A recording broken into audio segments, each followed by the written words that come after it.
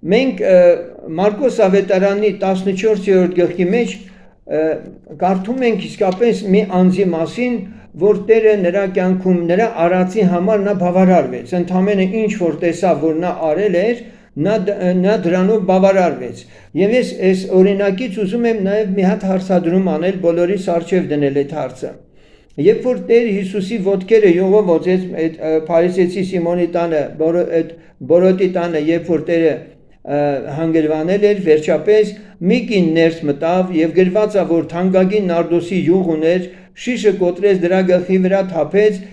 եւ այդպես շարունակությունը չեմ ընթերցի, պարզապես այս ամենի մեջ երբ աշակերտները բողոքում էին, թե այդ կինը ինչ արեց, Հիսուսը տեսեք ինչ ասեց. դա ինչ որ ուներ արավ։ Դա ինչ որ ուներ արավ։ Ինչ ուներ այդ կինը արեց։ Հիմա եթե դու չգիտես Քրիստոսի եկեղեցու մեջ, նրա մարմնի մեջ, ով ես, ինչ ես հանդիսանում դու այդ եկեղեցում եւ ինչ ակնկալիք ունի Աստված քեզանից, որ դու դա անպայման պիտի անես, որպեսզի Տերն էլ քեզ էլ ասի, դա ինչ որ ուներ արավ։ Հիմա եթե այն ինչ որ Աստված ակնկալում է, որ դու ունես եւ պարտավոր ես դա անել, բայց դու ունես ու չգիտես, որ ունես, ու դեռ չգիտես էլ, որ պիտի անես, արդյոք չես վախենում Աստծո առջև կանգնելուց, երբ որ Տերը քեզ պիտի ասի, ինչ որ ակնկալում է քեզանից դու չես արել։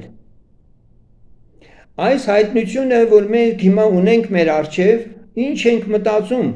Տեր Հիսուսն ասեց, դա ինչ որ ուներ արավ։ Տերը բավարարվեց եւ նույնիսկ ասվեց, որ նրա հիշատակի համար ամենուր կպատմվի այդ մասին։ Մենք 4 ավետարաններում այդ դեպքի վերաբերյալ լսում ենք թերևս։ Նույն ձևով, երբ որ մենք 3-րդ Թագավորաց 17-րդ գլուխ ենք գնում, մենք տեսնում ենք իհարկե Սուրբ գրքից շատ օրինակներ կան, բայց ես ուզում եմ հատկապես դրանք շեշտել այս երկու օրինակներով 5 կտակարանից եւ նոր կտակարանից բավարարվել այդքանով, որպեսզի մենք մի հատ մտածենք, յուրաքանչյուրս մտածենք, Աստված ասում է, որ դու ինչ որ բան ունես եւ պարտավոր ես դու դա անել։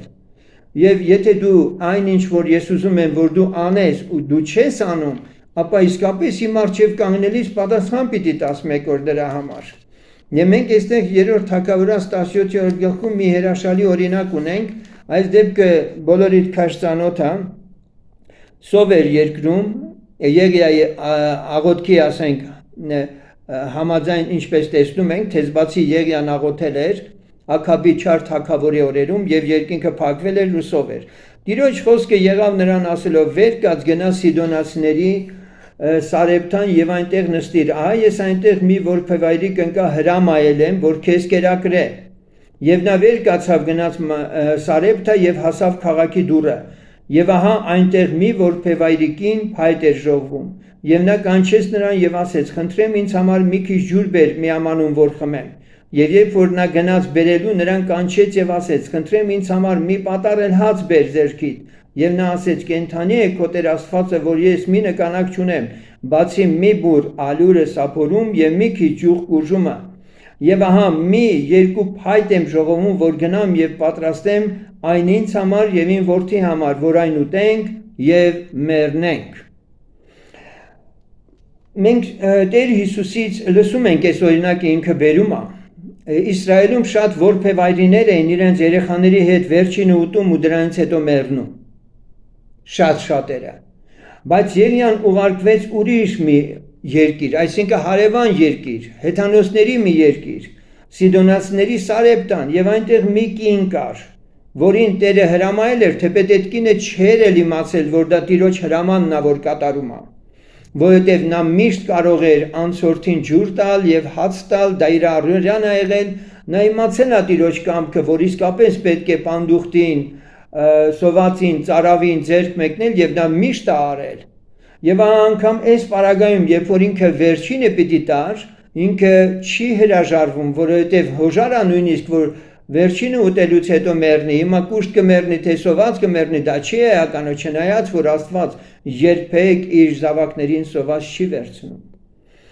Եվ մենք այստեղ տեսնում ենք, որ Եղիան ասում է նրան. «Մի վախենար, գնա արա քո խոսքի պես, միայն թե առաջ ինձ համար մի փոքր շոտ շինիր նրանից եւ բեր ինձ համար, եւ հետո քեզ եւ քո որդիի համար կշինես»։ որովհետև այսպես է ասում Իսրայելի Տեր Աստվածը, սափորումը այլուրը պիտի չվերջանա, կուժիցը յուղը չպակասե, մինչև այն օրը, որ Տերը անձրև տա երկրի երեսին։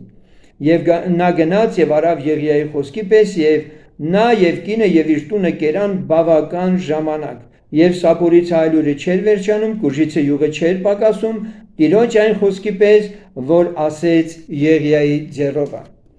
Այն ինչ որ ուներ այս կինը, դա արեց։ Ինչպես մենք տեսնում ենք Նաբաղի կինը, երբ որ Նաբաղը ինքը չարություն գործեց եւ Դավիթի զորքին չկերակրեց, Տերը զարկեց մի 10 օր հետո Նաբաղին, բայց նրա կինը մեծ իմաստություն դրսևորեց եւ Տերը վարձահատույց եղավ նրա։ Սիրելիներ, ես ինչ եմ ուզում սրանով նշել։ Ամեն բանից առաջ սա, որ Քրիստոսի մարմնի մեջ դու ունես քո տեղը, դիրքը, դու ունես քո պարգևը Աստծուց։ Աստված քեզանից ակնկալում է այն անել, ինչ որ ինքն է ուզում։ Հաճախ այսօր հնարավոր է մեկը հովիվ է, մեկը ավետարանում է, մեկը քարոզում է, ամպագորգոր, ճանաչվոր է եւ այլն, բայց Տերը վերջում կասի, ես քեզ չեմ ճանաչում, դու էլ չես արել այն գործը, որ ես եմ ուզել։ Բայց երանելի է այն հովիվը կամ այն սպասավորը, որ անձամբ Տերիցը ունի այդ հայտնությունը, որ այն ինչ որ ինքն անում է, Տիրոջից հրամայվածն է անում։ Եվ դրա համար այդպիսի անձնավորությունը անհանգստանալու ոչինչ չունի, բայց մյուս կողմից էլ մենք պետք է զգուշ լինենք, որովհետև շատ դեպքերում էլ իրոք հնարավոր է կարգել է մեկին սպասավոր, մեկին հովիվ եւ ինքը ծառայում է եկեղեցում, սակայն Մատթեոս 24-ի 42-ից 51-ը այսպիսի անձանց համար է, որ զգուշացնում է, որ Աստծո հրամայածից ավել բան չանեն, աջ ու ձախ չշեղվեն, ուշադիր լինեն, դա իրանց գառները չեն, դա իրանց հոտը չի, դա հարս եկեղեցի է, դա կույս է, որ ոչ մեկը իրավունք չունի Քրիստոսի եկեղեցու մաքրությունը աղտոտի եւ մարդկանց սրտերը Քրիստոսի սիրուց դեպի իրենց ուղղի։ Դժբախտաբար այսօր շատերը կան իմ հովիվ ասելով եւ սրանք հաճախ գողացված են Քրիստոսից կարծես այդ սերը, որ պետք է մարդը ուղղի Քրիստոսին, կարծես թե երկրավոր, շնչավոր ձևով ուղղված է ինչ որ անձերի կամ ինչ որ բաների։ Արթուն կացեք, որ չգիտեք թե որ ժամում ձեր Տերը կգա, բայց այս իմացեք, որ եթե տան Տերը գիտենար թե որ պահում կգա, գողը արթուն կկենար եւ թող չեր տայ, որ իր տունը ծակեն։ Սրա համար դուք էլ պատրաստ կացեք, որ այն ժամին, որ դուք չեք կարծում մարդի որդին կգա։ Ուրեմն ով է այն ծառան, այն հավատարիմ եւ իմաստուն ծառան, որի Տերը նրան իր ծառաների վրա դրավ, որ նրանց կերակուրը տա ժամանակին։ Երանի այն ծառային, որ նրա Տերը երբ որ գա նրան այնպես անելիս կգտնե։ Ճշմարիտ ասում եմ ձեզ, որ նրան իր ամեն ունեցածների վրա կդնե։ Բայց եթե այն չար ծառան իր սրտումն ասի իմ Տերը գալու ուշացնում է եւ սկսի իր ծառայեկիցներին ծեծել, արբեցողների հետ ուտել խմել, այն ծառայի Տերը մի օր կգա, որ նա չի սպասում եւ մի ժամ, որ նա չգիտե, եւ նրան միջիցը կկտրե եւ նրա բաժինը կեղծավորների հետ կդնե։ Այնտեղ կլինի լացը եւ ատամների կրճտելը։ Այո, սիրելիներ, շատ-շատերը իրենց սպասավորության մեջ կսայթակեն, աստվածաբանության մեջ շատ առաջ գնացած կլինեն, բայց աստվածպաշտության մեջ իրենք հնարավոր է ոչ մի հաղորդակցություն չունենան Տիրոջ հետ։ Եվ անեն մի բաներ, որոնք իսկապես Տերը չի ասել, որ անեն, բայց իրենք մտածեն, որ դա է Աստծո կամքը, դա են հասկացել, դա են սովորեցրել իրենց, այդպես են առաջնորդվել, բայց անձամբ ոչ մի հայտնություն չեն ունեցել Տերիցը, թե ինչ է Տիրոջ ակնկալիքը իրանց կյանքում։ Եվ ուրեմն էլի օրինակներ կարելի է բերել, բայց ես ուզում եմ այսօր մենք բավարարվենք այսքանով եւ իրականում մենք այս կարևոր հարցի պատասխանը մեր մեջ փնտրենք։ Մենք իսկապես հասկացել ենք, թե ովքեր են Քրիստոսի մարմնի մեջ, ովքեր ենք եւ ինչ պարգև ունենք Տիրոջ մարմնի մեջ,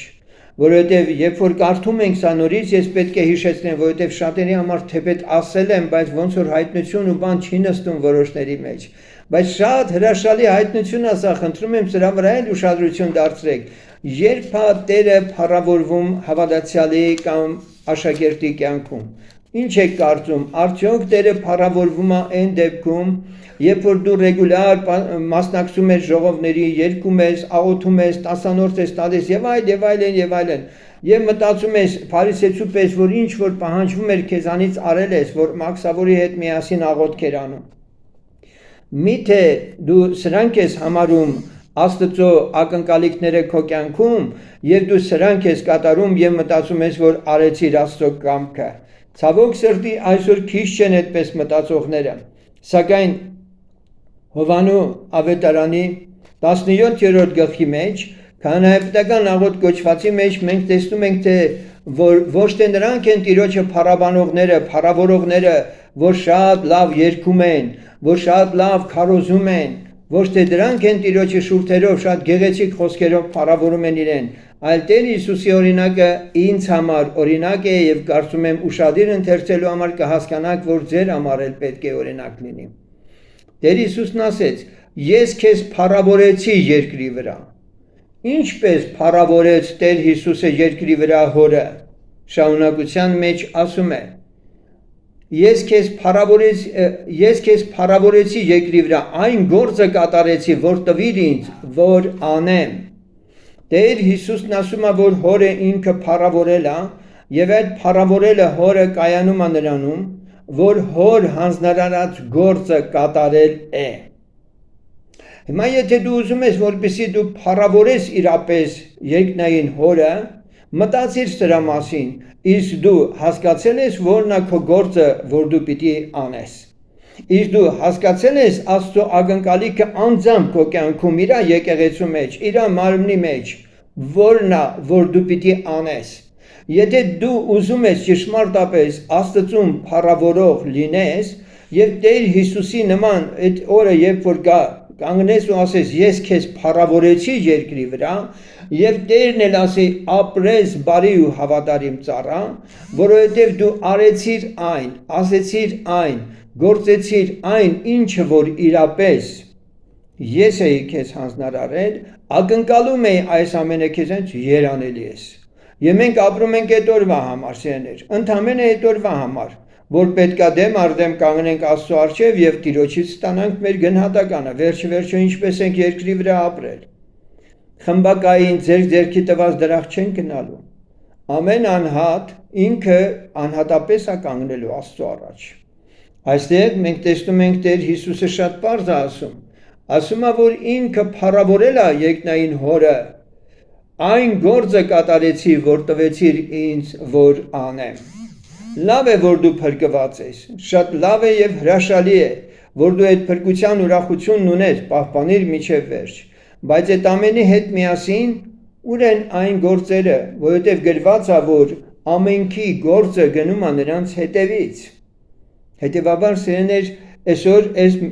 քարոզի, այս խոսքի ասենք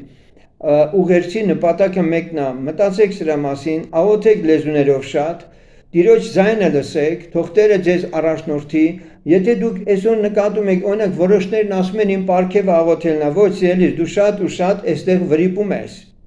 Այդպիսի բան չկա, որ որևէ մեկը ուղղակիորեն պարգև ունենա, որ աղոթումը, մենք բոլորս ենք պարտավոր աղոթքի մեջ լինել։ Մենք կարող ենք աղոթքի եւ շնորհքի հոգի էլ խնդրել, որ Տերից եկա, բայց այդ աղոթքի հոգին արդեն մեր մեջ եկել է։ Դա հին ուխտը կարող էր, հին ուխտի հոգին կարող աղոթեր այդպես։ Իմ վրա թափիր աղոթքի ու շնորհքի հոգին, բայց աղոթքի հոգին եկել է քո մեջ։ Եվ դու այսօր լեզուներով աղոթքով խորհուրդներ ես հայտնում, սուրբերի համար բարեխոսում ես, ցանկացած անձ այսօր լեզուներով որ աղոթում է, այդ process-ը անշուշտ իր կյանքում տեղի է ունենում, ուստի եթե դու մտածում ես, որ դա առանձնահատուկ պարգև է քո համար, ոչ մյուսների համար, չարաչար սխալվում ես։ Դա բոլորի պարգևն է անդադար աղոթք անել։ Ու հոգս անել ուրիշների համար, անունները թվարկել, բայց չնայած Սուրբ Հոգին էլ անում։ Եվ այստեղ ես ուզում եմ մի բան էլ ասել։ Սուրբ Հոգով մկրտվածներ շատ կան եւ սա ուղղում եմ հովիվներին։